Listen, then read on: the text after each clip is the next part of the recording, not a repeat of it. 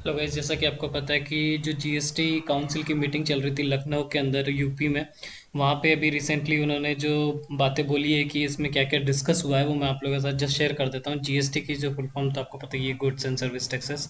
तो इसकी जो मीटिंग हुई है उसमें कुछ मुद्दों पर बातें हुई, जैसे कि पेट्रोल और डीजल को जो है जीएसटी के दायरे में लाने की बात चल रही थी। हालांकि इस पर कोई सहमति नहीं बनी नहीं है, क्योंकि जो राज्य सरकार है उनको एडिशनल जो वैट मिलता है उसकी वजह से उनको राजस्व रेवेन्यू जनरेट होता है, उसकी वजह से जो है अगर वो जीएसटी में ले आएंगे तो राज्य सरकारों को थोड़ा सा जो है नुकसान हो जाएगा। हालांकि जनता को तो फायदा होगा, क्योंकि जो है पेट्रोल डीजल के दाम कम हो जाते हैं, लेकिन इसको जीएसटी के दायरे में नहीं लाया गया है। इस पे चर्चा इसलिए हुई है क्योंकि केरल की जो कोर्ट है उसने कहा था कि जो जीएसटी को जो है मतलब पेट्रोल और डीजल के जो प्राइसेस हैं वो जीएसटी के अंदर में आने चाहिए थे। इस बात को लेकर केरल की कोर्ट में बात हुई थी, लेकिन अभी जो है इस पे मुद्दा उठा, लेकिन इस पे कोई आम राय बन नहीं पाई है।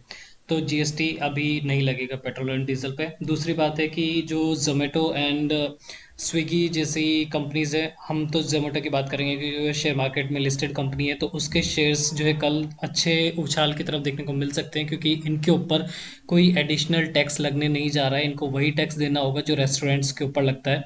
तो ये इनको जो ऐप से ऑर्डर्स आते हैं उस पर कोई एडिशनल टैक्स नहीं देना पड़ेगा। इसके लिए जो है ये एक जोमेटो के लिए अच्छी न्यूज़ हो गई है। इसकी वजह से जो है ये शेयर थोड़ा ऊपर की तरफ देखने को मिल सकता है। हालांकि इसमें आपको रिसेंट हफ्ते में जो जो प्रोग्रेस हुई है वो आपको पता ही है कि इसके जो को ओनर है गौरव गुप्ता साहब, उन्होंने जो है रिज़ाइन दे दिया है। हालांकि कोई इसके पीछे कोई बड़ा रीज़न नहीं है, उन्होंने सिर्फ अपनी पर्सनली उनको जो है कुछ और करने का मन है, मतलब वो और किसी कंपनी में कुछ बड़ा करना चाहते थे। वो अपने नया चैप्टर लिखने के लिए वो जो है निकले हैं। और इसके जो दीपिंदर गोयल हैं जो कि इसमें ओनर है, उन्होंने भी उनको जो है कॉन्ग्रेचुलेट किया था कि ठीक है भाई, जो भी ये आप कर रहे हैं उसके लिए आपको बधाई।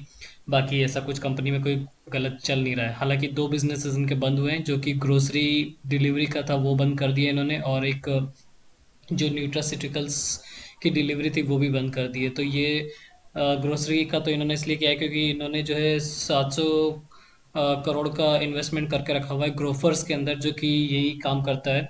तो उसके लिए उन्होंने जो है छोड़ दिया है कि ठीक है अभी हम जो है एक्स्ट्रा बर्डन अपने आप पे नहीं लेते। तो ये सब बातों के लिए न्यूट्रास्यूटिकल्स का जो बिज़नेस था वो थोड़ा सा सरप्राइजिंग था लोगों के लिए, क्योंकि जो गौरव गुप्ता साहब है वो काफ़ी ध्यान भी दे रहे थे इसमें बिज़नेस में, लेकिन फिर भी ये वाली ब्रांच उनको बंद करनी पड़ी है। सो ये एक न्यूज़ हो गई स्विगी के बारे में और जोमेटो के बारे में।